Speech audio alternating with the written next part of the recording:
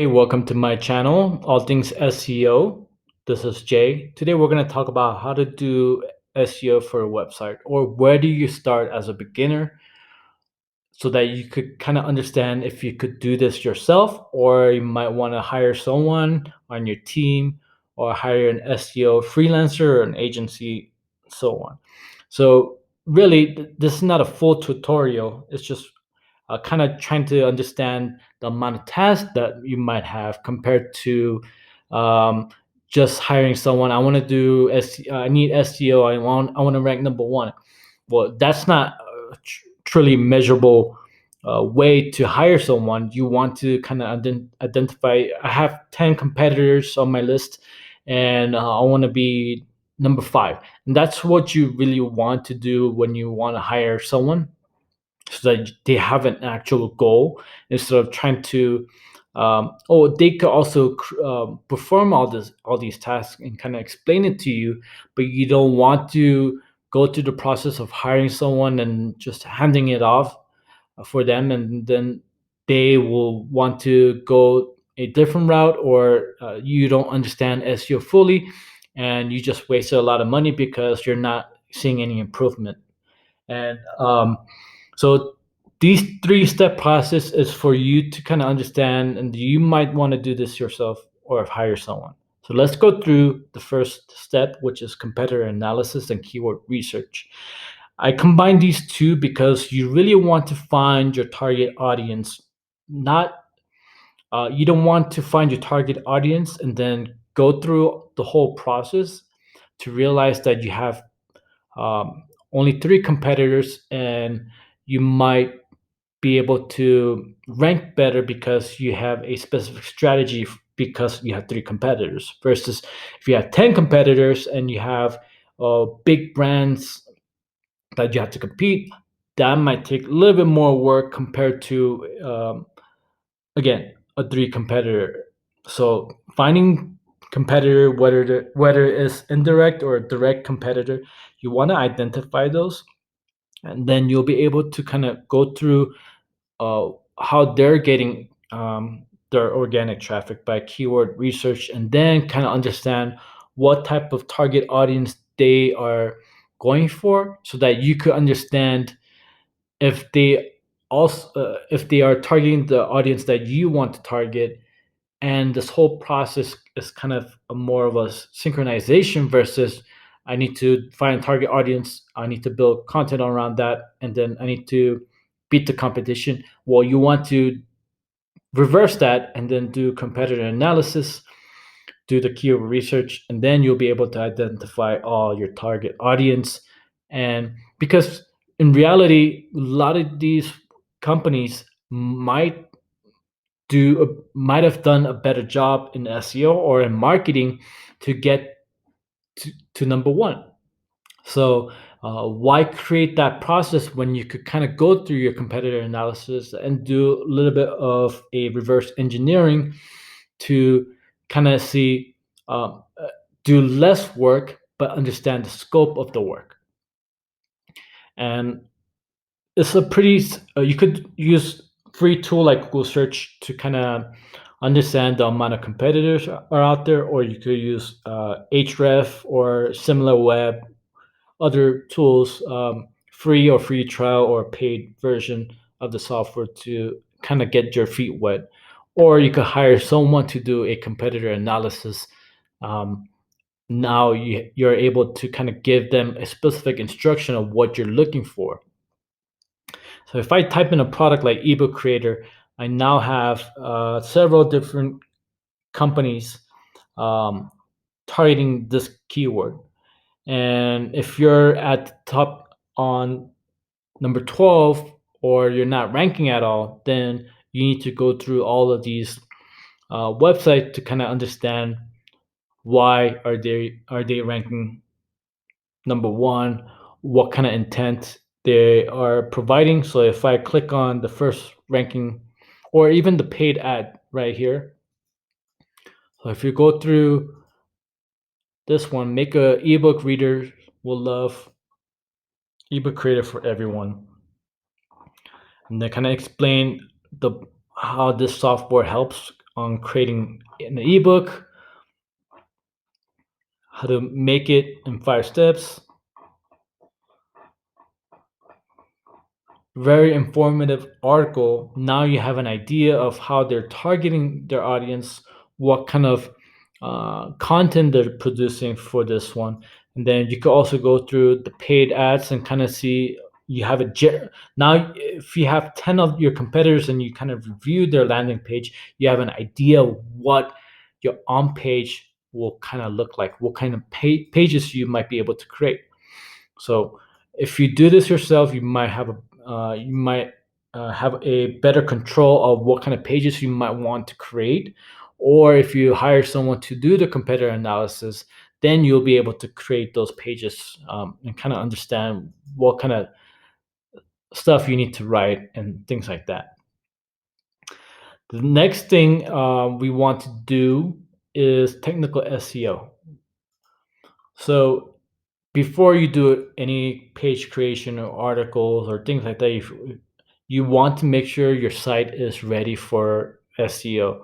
What that means is if your site is not search engine friendly, then they're gonna have a hard time crawling your site and index your site and then rank your site.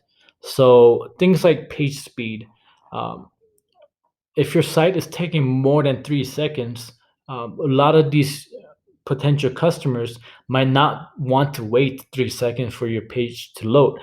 So even search engine bots too, if your site is not redirecting properly or you have too many dense images or page size is too much and it's taking 20 seconds for your website to load, Google search engine bots will be like, okay, this is taking forever. I'm timing out. I'm gonna try to find other pages to crawl. And if all your pages are taking forever to load, it's not gonna crawl your site properly. They'll try it again and then see if your site is still bad. Then you might not get indexed, and this is why your site might not be indexed. Um, but there are several ways that your site might not be indexed. It could be not creating a sitemap, uh, making sure let's go through some of the free tool versus the paid tool. So this is a free tool. If you go to your website and if you right click on inspect element and you click on this double arrow, you're going to see audit. Once you perform the audit, you'll kind of see an idea of what your page kind of looks like. So if your performance is not well, your SEO might not be um, easy for search engines to crawl. So if you want to kind of see how long it takes for your website to load, you can also use again pingdom.com to kind of understand uh, more of a easier way. Okay, this takes 1.23 seconds. Um, you could also kind of go through different areas to test from. So if you're US based, then you might want to just uh, test US versus UK. So this is a good tool. You can also use GT metrics. There's a lot of free page speed testing tool out there that you can kind of use all of them to kind of justify, kind of get an average sum of how your site is performing. So this looks like it's 1 second. Um, if you don't know what this means, then you might not be able to if this is good enough, 1 second, then that's good. You could do a physical test too to kind of see. Um, Majority of the time, you might not be able to fix these, so you might want to just hire someone to kind of get a glance and see if they can make any improvements for these things. Um, Whether you use WordPress or customized website or Shopify or whatever, uh, yeah, you might not have control or you might not have the advanced knowledge to fix these. So you might want to delegate this task to someone else. Now, if you kind of go through the lighthouse here, and well, this one does not have a lot past audits here. So you kind of get an idea of issues. Robot.txt is not valid. hreflang, canonical is not correct. All of these stuff might hinder your website. So viewport is also important for your site to be responsive.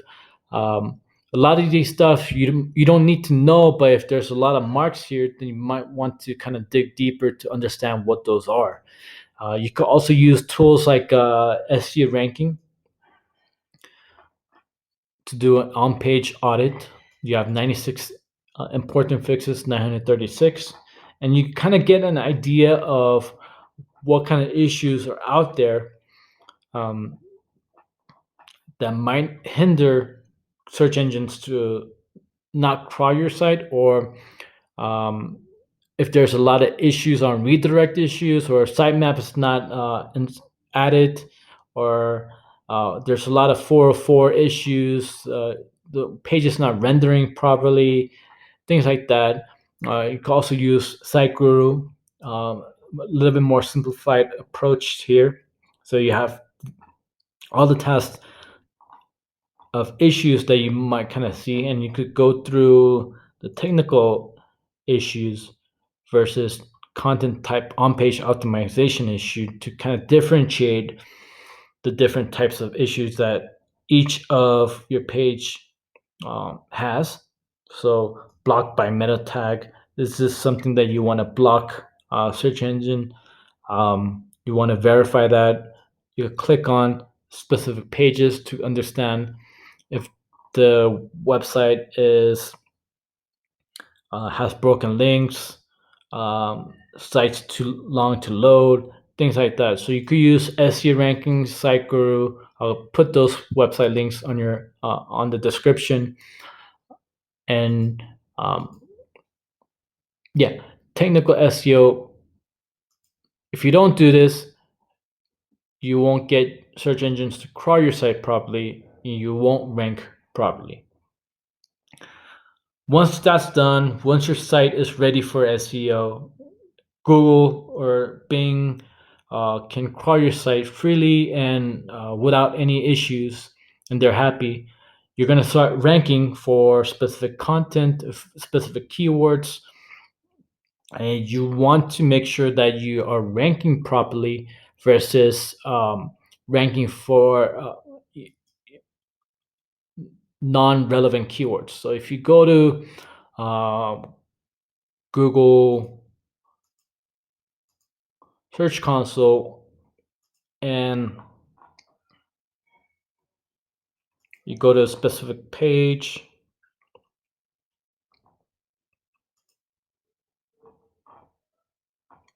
so for this page, I could see all the keywords that Google's trying to rank us for, and then you could kind of see an idea of what kind of keywords are doing well, but also kind of understand what kind of keywords are not really relevant to your site. So Google's trying to understand your page. It's going to do that by giving you a whole bunch of keywords and see if you're performing well. If you're performing well, that means you have a good user intent, and then Google will keep on ranking you well, and your performance will go improve, so on and so on. But if your that page is not optimized properly or specific to the user intent, then you will have a hard time trying to rank for that keyword. And then you might rank for a irrelevant keyword, and then Google's going to be like, hey, let's see if you do well. If you don't do well, then your page will start not performing well. So the idea is when you do a full competitor analysis and keyword research to understand the target audience and what kind of page, what kind of content you need to create for that keyword, that's when you do on-page optimization. That's when you optimize your title for a keyword. So free ebook creator. I'm look the someone typing that keyword might be looking for a free ebook creator, or it might be top 10 ebook creator tools. So things like that, you want to understand the type of content you need. Again, go through each of these competitors to kind of see what kind of content they produce to be the most informative, to get an idea of how informative they are and why they are ranking. You don't want to stuff in keywords. You don't want to create pages so that you could add keywords to optimize those pages. That's not how SEO works. You want to identify the user intent, create the pages so that your page is optimized for SEO. You don't want to create pages, have an SEO expert stuffing keywords, and then try to rank for that keyword, because that doesn't work. If you actually do rank number one with that strategy, and people are not looking for that product or information, you're going to have a high bounce rate. You might have lower click-through rate, and then you're going to start losing your position. So idea of on-page optimization is finding that user intent and giving them the best possible content out there. And the layout, the design, all of these stuff makes sense. You want SEO is not just about stuffing in keywords. It's all about converting those people to click on your site, and that's writing amazing title tags, meta description to formulate uh, and give the user what they might be looking for. Heading tags, H1, H2, the type of questions that people might be looking for answers for, um, maybe images or um, demo product. Um, all of these stuff has to make sense. So this is what on-page optimization is. So now you kind of have a general idea of the amount of work you might need, and see if you want to do the competitor analysis and create some of these pages, and then give certain tasks for them to uh, optimize it, or maybe you've optimized enough, and you're kind of understanding, um, you're ranking number 10 and you want to get to number one. Now the SEO strategist might be able to understand, okay, you've done all of these stuff. What else can we do to rank you number one? And these are metrics that you want to uh, kind of start creating habits for, so that you don't blindly hire an SEO agency to do some of these myth work to magically rank you number one. I hope this tutorial made sense. If it was helpful, let me know. Leave a comment. Hit that subscribe button. I'm trying to create a lot of these informative tutorials on SEO and everything SEO, so that you can make better decision on how to do SEO, how to rank your site better, and so on.